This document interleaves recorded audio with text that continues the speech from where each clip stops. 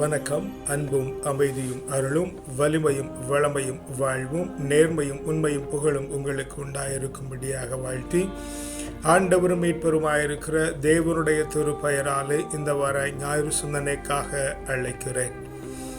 இந்த வார வாசகங்கள் ஊடாக ஆண்டவர் விண்ணேற்பு அடைந்தார் என்கிற விண்ணேற்பு பெருவிழாவை கொண்டாடுகிறோம். ஆண்டவர் விண்ணேற்பு அடைந்தார், நல்லது இருக்கட்டும்.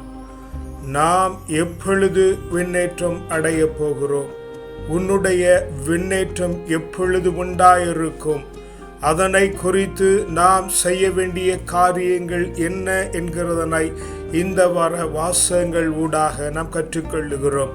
முதல் வாசகத்தின் வழியாக நாம் எடுத்து கொள்ளப்பட தகுதியுள்ளவர்களாய் நாம் மாற வேண்டும் என்கிறதனையும், திருப்பாடல் வழியாக எக்காலம் முழங்குகிற பொழுது ஆண்டவர் மேலே ஏறினார், அப்படித்தான் நாமும் ஏற வேண்டும் என்கிற காரியத்தையும், இரண்டாவது வாசகத்தின் வழியாக அகக்கண்கள் ஒளி பெற்றவர்களாய் மாற வேண்டும், அப்படி மாறுகிறதினாலே நாம் விண்ணேற்றம் அடைகிறோம் என்கிறதனையும், நற்செய்தி வாசகத்தின் வழியாக ஆண்டவர் தந்திருக்கிற பிரதான அழைப்பை நாம் நிறைவேற்றுகிறதன் மூலமாக நாம் விண்ணேற்பு அடையலாம் என்கிற காரியத்தை குறித்து நாம் தியானம் பண்ணுகிறோம். முதல் வாசகத்திலே ஆண்டவர் உயிர் தெழுந்ததற்கு பின்பு சீடர்களை சந்தித்து கற்பிக்கிறதையும் தேற்றுகிறதையும் காண்கிறோம். அந்நிகழ்வின் முடிவில் ஆண்டவர் விண்ணகத்திற்கு எடுத்து கொள்ளப்பட்டார் என்கிற நிகழ்வையும் நாம் பார்க்கிறோம். அவர் இந்த உலகத்திலே இருந்த பொழுது இறையாட்சியை குறித்து கற்பித்தார். தான் மரணித்த பின்பும் உயிர் தெழுந்து சீடர்களுக்கு தோன்றுகிற பொழுதும் அவர் இறையாட்சியை குறித்து கற்பித்தார்.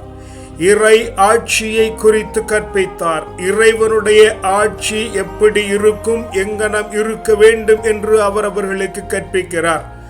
நீ உனக்கு என்ன கற்பித்துக் கொள்ளுகிறாய்? உலகத்திற்கும் அடுத்தவனுக்கும் கற்பிக்கிறதற்கு முன்பாக நாம் நமக்கு என்ன கற்பிக்கிறோம் என்கிறதில் கவனம் செலுத்த வேண்டும்.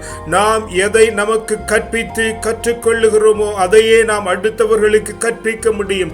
ஆகையால் நம்முடைய வாழ்வில் முதலாவதாக இறையாட்சியை நாம் கற்றுக்கொள்ள வேண்டும், நமக்கு கற்பிக்க வேண்டும், பின் அடுத்தவர்களுக்கு கற்பிக்க கூடும். இறையாட்சியை கற்கிறதன் மூலமாகவும் கற்பிக்கிறதன் மூலமாகவும் நாம் விண்ணேற்பு அடையலாம். துன்புறுத்து இருத்தல் வேண்டும் என்கிற காரியத்தை நாம் அங்கே பார்க்கிறோம். துன்புறுகிற பொழுதெல்லாம் நாம் இறக்கிறோம். வாழ்வு சமாதானமாய் போய்கொண்டிருக்கிறது. வருகிற துன்பங்கள் நம்மை மேல்நிலைக்கு அழைத்து செல்லுகிறது. ஒரு நிலையில் நாம் துன்புறுகிறோம். இந்த துன்புறுதல் என்பது ஒரு தேர்வு என்கிறதனை நாம் புரிந்து கொள்ள வேண்டும். இந்த தேர்விலே, துன்புறுதல் என்கிற தேர்விலே நாம் தகுதி அடைகிற பொழுது முன்னிலையிலிருந்து மேல்நிலைக்கு கடந்து செல்லுகிறோம். கடந்த நிலையில் இறந்து உயர்ந்த நிலைக்கு உயர்த்தெழுகிறோம். ஆக துன்புற்று இறத்தல் என்பது அவசியமாகிறது. அப்படி துன்புற்று இறக்கிற பொழுது நாம் முன்னேற்றம் அடைகிறோம்.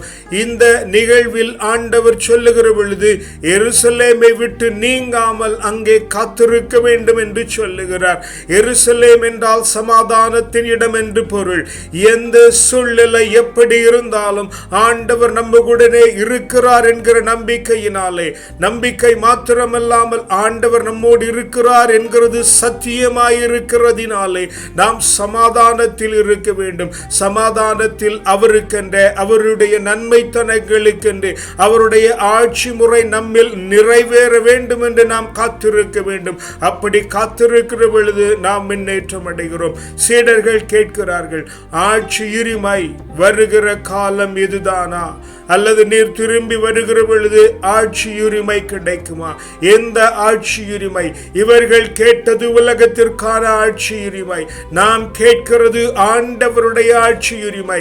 இஸ்ரவேலை ஆளுகிற ஆட்சி உரிமை அல்ல, அல்லது இஸ்ரவேல் உலகத்தை ஆளுகிறதை பற்றி நாம் இங்கே பேசுகிறதில்லை.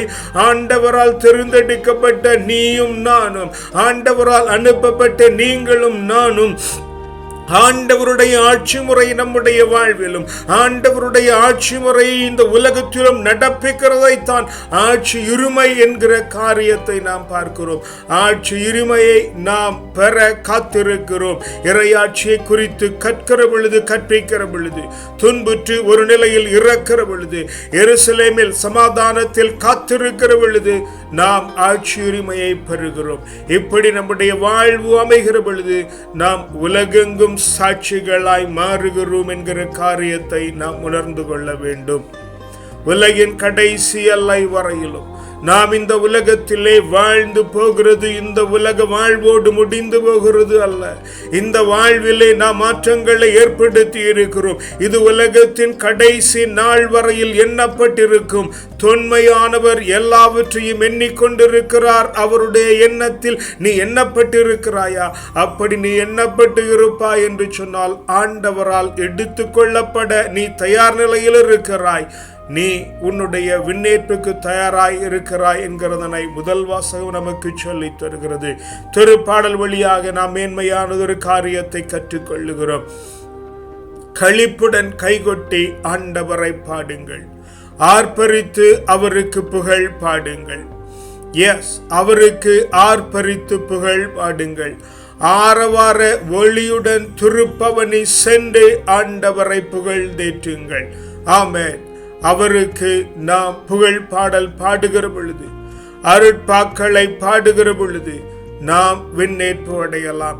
இங்கே அருட்பாடல் பாடுவதும் கைகொட்டி ஆர்ப்பரித்து பாடுகிறதும் எக்காலம் முழங்குகிறதும் என்றால் வெறுமனே அல்லேலூயா, கர்த்தருக்கு ஸ்தோத்திரம், மகிமை, இயேசுவுக்கே புகழ், மரியே வாழ்க என்று கூவிக்கொண்டிருக்கிறதும் உரக்க சத்தமிடுகிறதும் அல்ல. எப்பொழுதும் வேதங்களை வாசித்தும் பாடல்களை வெறுமனே பாடிக்கொண்டிருக்கிறதிலும் பிரயோஜனமில்லை. ஆண்டவர் உன்னை எடுத்துக் கொள்ளப் போகிறதில்லை. நீ ஆண்டவருடைய வாழ்வு முறையை உன்னுடைய வாழ்வில் பாடுகிறாயா? உன்னை அறியாமலே உன்னில் வாயிலிருந்து அல்லேலூயா ஸ்தோத்திரம் கர்த்தருக்கு மகிமை என்று விளங்குகிறதா? உன்னுடைய வாழ்வின் வார்த்தைகளும் செயல்களும் நடவடிக்கைகளும் ஆண்டவருடைய புகழை பாடுகிறதா? உன்னுடைய சத்தம் சபைகளிலும் நிறுவனங்களிலும் வேலை செய்கிற இடங்களிலும் குடும்பங்களிலும் எக்காலமாய் முழங்குகிறதா?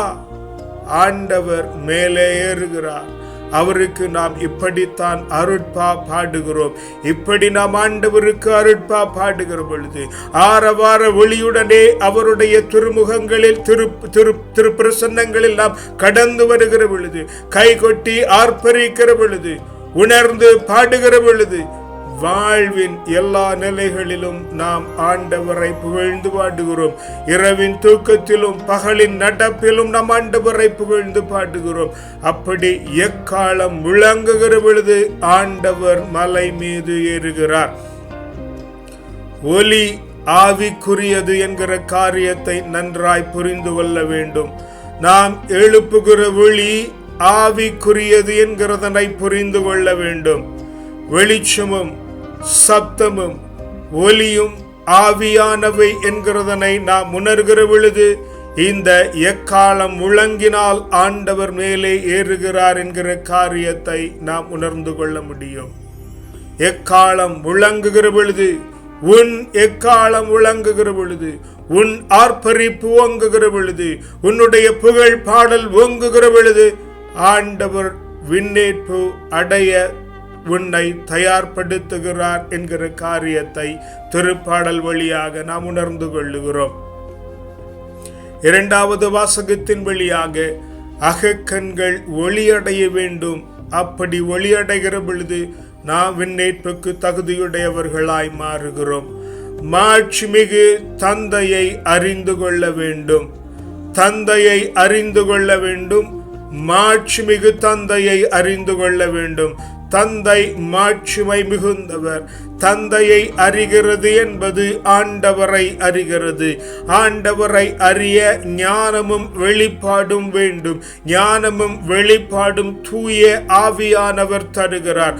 தூய ஆவியானவரால் ஆட்கொள்ளப்பட்டு இருக்கிற பொழுது நமக்குண்டாகிற ஞானத்தினாலும் வெளிப்பாட்டினாலும் நாம் தந்தையின் மாட்சியை அறிந்து கொள்ளுகிறோம். தந்தையின் மாட்சியை நாம் அறிந்து கொள்ளுகிற பொழுது நம்முடைய அகக்கண்கள் ஒளிபரத் தொடங்குகிறது. நாம் இந்த உலகத்திற்கு அழைக்கப்பட்டிருக்கிறோம். அதைத்தான் இங்கே பவுல் எபேசியருக்கு எழுதுகிறார். அழைப்பின் எதிர்நோக்கு என்னவென்று அறிந்து கொள்ளுங்கள். அதில் உரிமை பேரின் மாட்சி உங்களுக்கு இருக்கிறது. நம்முள் செயலாற்றும் ஒப்பற்ற உயர் வல்லமை என்று இங்கே பவுல் எழுதுகிறார். ஆண்டவர் நம்மை இந்த உலகத்திற்கு அழைத்திருக்கிறார். ஆண்டவர் இந்த உலகத்திற்கு நம்மை அனுப்பி இருக்கிறார். அவருடைய சாயலாகவும் பாவனையாகவும் அவர் நம்மை அனுப்பி இருக்கிறார். இந்த அழைப்புக்கும் இந்த அனுப்புதலுக்கும் ஒரு நோக்கம் இருக்கிறது. அந்த நோக்கத்தை நாம் வல்லமையால், ஆண்டவருடைய வல்லமையால், அவருடைய தூய ஆவியினாலே ஞானத்தை பெற்று வெளிப்பாடு உடையவர்களாய் நாம் அதை புரிந்து கொள்ள வேண்டும். அப்படி நாம் புரிந்து கொள்ளுகிற பொழுது அந்த புரிந்து கொள்ளுதலின் ஊடாக நம்முடைய அகக்கண்கள் ஒளிபெறுகிறது. இங்கே நமக்குள்ளே கொடுக்கப்பட்டிருக்கிற இந்த ஆவியானவர் ஒப்புயர்வற்ற வல்லமை படைத்தவர். நீ நினைக்கிறதற்கும் வேண்டுகிறதற்கும் மேலாக உனக்குள்ளே இருந்து செயல்படுத்துகிற தேவனாயிருக்கிறார். அந்த தேவனாலே சகலமும் கூடும். அந்த தேவனுடைய ஆவி, தூய ஆவி உன்னுள் என்னுள் குடிகொண்டிருக்கிறது. அந்த ஆவியை அறிகிற பொழுது, அந்த ஆவியின் வல்லமையை அறிகிற பொழுது நம்பிக்கையாளர்களாய், விசுவாசம் மிகுந்தவர்களாய் நாம் எதற்காக அழைக்கப்பட்டிருக்கிறோம், எதற்காக அனுப்பப்பட்டிருக்கிறோம் என்கிற ஞானத்தை உணர்கிற பொழுது நம்முடைய அகக்கண்கள் ஒளிவருகிறது. உலகத்தின் கண்களை குறித்து ஆண்டவர் இங்கே பேசுகிறதில்லை. அகக்கண்கள் ஒளிபெறுகிற பொழுது உலகத்தின் கண்களுக்கு எல்லாம் நன்றாய் தெரியும். உன்னுடைய அகக்கண்கள் ஒளிபெறுகிற பொழுது, உன்னுடைய நோக்கம் என்று நீ அறிகிற பொழுது, ஆண்டவருடைய ஆட்சி எப்படி இருக்க வேண்டும் என்று ஆண்டவருடைய மாட்சியை நீ அறிகிற பொழுது, உனக்குள்ளே காணப்படுகிற ஆண்டவருடைய ஆற்றலை நீ உணர்கிற பொழுது, ஒப்புயர்வற்றது, மேலானது, சகலத்தையும் செய்ய வல்ல வல்லமை படைத்தது என்று நீ அறிவை பெறுகிற பொழுது உன்னுடைய கண்கள் அக ஒளிபெறுகிறது, ஒளிபெறுகிறது. அதனாலே நீ விண்ணேற்பு அடைய தகுதியுடையவனாய் மாறுகிறாய் என்கிறதனை இரண்டாவது வாசகத்தின் வழியாக நாம் கற்றுக்கொள்ளுகிறோம். நற்செய்தியின் ஊடாக ஆண்டவர் மிக தெளிவாய் அவர்களுக்கு சொல்லித் தருகிறார். கலிலேய மலைக்கு போங்கள். அங்கே அவர்கள் ஆண்டவரை பணிந்து கொள்ளுகிறார்கள். சிலர் சந்தேகித்தனர், இது ஆண்டவரை தான் பார்க்கிறோமா அல்லது வேற யாரையும் பார்க்கிறோமா? ஏனெனில் உயிர்த்ததற்கு பின்பு மனிதரிடத்திலே தத்ரூபமாய் தோன்றியவர்கள் மிக சிலரே. அதனாலே அவர்கள் சந்தேகப்பட்டார்கள். சிலர் அவரை பணிந்து கொண்டார்கள். ஆண்டவரை பணிகிறது என்பது ஆண்டவரிடத்திலே அமர்ந்து அவருடைய ஆவியிலே தனித்திருந்து அவரிடத்திலே காரியங்களை கேட்டு பெற்றுக்கொள்ளுகிறது. கலிலேயாவில் உள்ள மலைக்கு அவர்களை அழைக்கிறார். கலிலேயா என்பதற்கு கலாச்சாரமற்ற, ஒழுங்கற்ற என்று பொருள். ஒழுங்கற்ற நிலையில் இருக்கிற நம்மை ஆண்டவர் ஒழுங்கு வரும்படியாக, நடைமுறையை சரிப்படுத்தும்படியாக ஆண்டவர் மலை உச்சிக்கு அழைக்கிறார். உயர்வான வாழ்வுக்கு அழைக்கிறார். அந்த உயர்வான வாழ்வில் ஆண்டவரை அறிந்து அவரை பணிந்து அவரை சந்தேகிக்காமல், அவர் ஏன் என்னை அனுப்பி இருக்கிறார், எதற்காக என்னுடைய வாழ்விலே இந்த துன்புறு காரியங்கள் நிறைவேறுகிறது என்கிறதனை நாம் அறிந்து அவரிடத்திலே செயல்பட வேண்டும். ஆண்டவர் அங்கே அவரிடத்திலே சொல்லுகிறார், விண்ணகத்திலும் மண்ணகத்திலும் எனக்கு அதிகாரம் தரப்பட்டிருக்கிறது. விண்ணகம் நம்முடைய எண்ணங்கள், மண்ணகம் நம்முடைய சரீரமும் அதனை சார்ந்திருக்கிறதும். விண்ணகத்தில் அதிகாரம் தரப்பட்டிருக்கிறது. உன் எண்ணங்களை எப்படி மாற்றி அமைத்துக் கொள்ளக்கூடும் என்கிற அதிகாரம் உனக்கு தரப்பட்டிருக்கிறது. வாயின் வார்த்தைகளை கொண்டு உன்னுடைய சரீரம், உன்னுடைய வாழ்வின் நிலைமைகளை மாற்றிக்கொள்ள முடியும். உன்னுடைய எண்ணங்களில் விண்ணகத்தில் கொடுக்கப்பட்டிருக்கிற அதிகாரத்தை நீ சரிவர பயன்படுத்தி உன்னுடைய மண்ணகத்தின் சரீரத்தின் வாழ்வு முறையை நீ மாற்றிக்கொள்ள முடியும். அதனால் தான் ஆண்டவர் இங்கே சொல்லுகிறார், விண்ணகத்திலும் மண்ணகத்திலும் எனக்கு அதிகாரம் தரப்பட்டிருக்கிறது, உனக்கும் எனக்கும் அந்த அதிகாரம் தரப்பட்டிருக்கிறது. அதனாலே தந்தை, மகன், தூய ஆவியின் பெயராலே அனைவருக்கும் திருமுழுக்கு கொடுங்கள், ஞான ஸ்நானம் கொடுங்கள், ஞானத்திலே முழுக்கு பெற வையுங்கள், ஞானத்தை முழுவதுமாய் பெற்றுக்கொள்ளுங்கள். உங்களுடைய வாழ்வு ஞானம் மிகுந்ததாய் இருக்கட்டும். ஞானம் மிகுந்ததாய் எப்படி இருக்கும்? தந்தையை அறிகிறதும் தந்தை அனுப்பின மகனை அறிகிறதும் இவர்களிலே செயலாற்றுகிற தூய ஆவியானவர் தான் இன்றும் காணப்படுகிறார். அந்த ஆவி எனக்குள் இருக்கிறது. ஆண்டவர் எனக்கு கற்று தந்திருக்கிற ஆட்சி முறையை நான் என்னை அடுத்திருக்கிறவர்களுக்கு கற்றுக் கொடுக்க வேண்டும். நான் அதை சரியாய் கற்று என்னுடைய வாழ்விலே நடப்பிக்க பண்ணி அதை சகலருக்கும் நடப்பிக்க கற்றுக் கொடுக்க வேண்டும் என்கிற புரிதலும் தெளிவும் உண்டாகிற பொழுது விண்ணேற்படைய தகுதி அடைகிறோம். இதை ஆண்டவராகிய இயேசு கிறிஸ்து செய்து முடித்திருந்தார். அதனாலே அவர் அவருடைய சீடர்களுக்கு முன்பாக விண்ணேற்பு அடைந்தார். நாம் ஆண்டவராகிய இயேசு கிறிஸ்துவை போல வாழ்கிறது நிமித்தமாக நாம் விண்ணேற்பு அடைகிறோம். ஆண்டவரை போல வாழாவிடில் விண்ணேற்பு அடைகிறதற்கான வாய்ப்பில்லை. விண்ணேற்பு அடைய வேண்டும் என்று சொன்னால் நாம் வாசகத்திலே தியானித்த காரியங்களை தெளிவாய் புரிந்து அறிந்து வாழ்விலே செயல்படுத்த வேண்டும். இறையாட்சியை குறித்து அறிவுடையவர்களாய் துன்புறுதலை ஏற்றி அமைதலில் காத்திருந்து ஆட்சியுரிமை வரும் என்று உணர்ந்திருந்து உலகின் கடையெல்லை வரை சாட்சியாய் வாயின் வார்த்தையினாலும் வாழ்வின் செயல்களினாலும் ஆண்டவரை பெரிதாய் முழங்கி அவருடைய நாமத்தை உயர்த்தி அவருக்கு போற்றுதலாய் மாறி நம்முடைய வார்த்தை எக்காலமாய் முழங்கி ஆண்டவரை நாம் அறிக்கை பண்ணுகிற பொழுது தந்தையை அறிந்து அவருடைய மாட்சியை அறிந்து தூய ஆவியினால் ஞானத்தையும் வெளிப்பாட்டையும் பெற்றுக்கொண்டவர்களாய் நமக்குள்ளே காணப்படுகிற ஆண்டவருடைய ஆவியானவர் ஒப்பற்றவரும் மேலானவரும் அவரை கொண்டு மிகச்சிறந்த காரியங்களை செய்ய முடியும். அதனாலே தான் ஆண்டவர் இயேசு கிறிஸ்துவை இந்த உலகத்தின் அதிகாரங்களுக்கும் அதிகாரிகளுக்கும் மேலாக உயர்த்தி வைத்தார் என்கிற ஞானத்தை நாம் பெறுகிற பொழுது அவரை சந்தேகியாமல் பணிந்து விண்ணகத்திலும் மண்ணகத்திலும் நமக்கு அதிகாரம் தரப்பட்டிருக்கிறது. அதை சரியாய் பயன்படுத்தி தந்தை, மகன், தூய ஆவியின் பெயராலே நாம் சகலருக்கும் கற்றுக் கொடுத்து ஆண்டவருக்குள்ளே நம்மையும் நம்மை அடுத்திருக்கிறவர்களையும் வழிநடத்துகிறதன் மூலமாக நாம் விண்ணேற்படையலாம் என்கிற காரியத்தை இந்த நாளின் வாசகங்கள் ஊடாக நாம் கற்றுக்கொண்டிருக்கிறோம். ஜெபிக்கலாமா? அப்பா பிதாவே, நல்ல நாளுக்கும் வல்ல வேளைக்குமாய் உமக்கு நன்றி சொல்லுகிறோம் ஆண்டவரே. தேவரீர் உம்முடைய வார்த்தைகளை தந்து எங்களை தியானிக்க பண்ணி ஆண்டவரே உம்முடைய அறிவை பெற்றுக்கொள்ள பண்ணி இருக்கிறதுனால் உமக்கு நன்றி சொல்லுகிறோம் ஆண்டவரே. தேவரீர் இந்த காலை வேளையிலுமாய் ஆண்டவரே உம்முடைய வசனத்தினாலே எங்களை தேற்றி இருக்கிறதுனால நன்றி ஆண்டவரே. இறைவாட்சியை குறித்து கற்றுக்கொள்ளுகிற ஞானத்தை தாங்கு ஆண்டவரே. துன்புற அப்பா அதனாலே இறந்து நாங்கள் மேலே எழுகிறோம் என்கிற ஞானத்தை கொடுங்க ஆண்டவரே. உம்முடைய ஆற்றலை வல்லமையை எங்களுக்குள் கொண்டிருக்கிறோம். அதனை கொண்டு சர்வ வல்ல காரியங்களையும் எங்களால் செய்ய முடியும். அதனாலே நாங்கள் ஞானமடைந்து வெளிப்பாடு உள்ளவர்களாய் தேவனுடைய ஆட்சியை உலகத்திலே நடைமுறைப்படுத்தி எங்களுடைய வாழ்விலே நடைமுறைப்படுத்தி அதனாலே எங்களுடைய வாழ்வு ஆண்டவரே உமக்கு பிரியமானதாய் இந்த உலகத்திலே எக்காலமாய் முழங்கி ஆண்டவருக்கு பிரியமானதாய் மாறி போக தேவரின் கிருபை பண்ணும்படியாய் ஜெபிக்கிறோம் ஆண்டவரே. ஞானத்தினாலே முழுக்க பெற கிருபை பண்ணுங்க.